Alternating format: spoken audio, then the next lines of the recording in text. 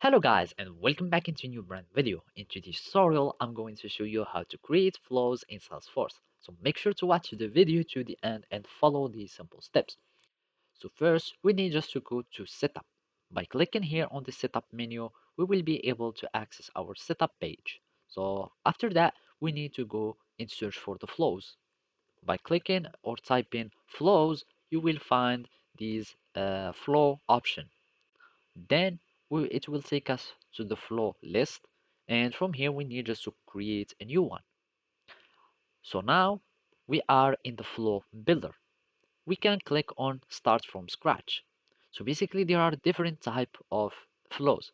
There is one that they are triggered through some quick action or button. For example, if you go to the contact or task page and we create a new task, for example, we can have a screen flow that will be triggered.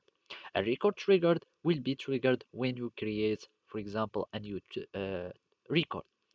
In this same field, we can create a new task, and when this record is created, we will have this record triggered flow that will be triggered. There are also some schedule triggered that is related to time and some other type of the flows.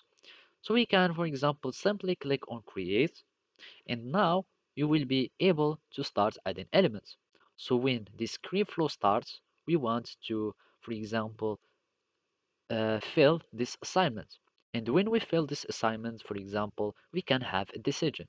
So this is the default outcome or the true outcome, and this is when there is an error.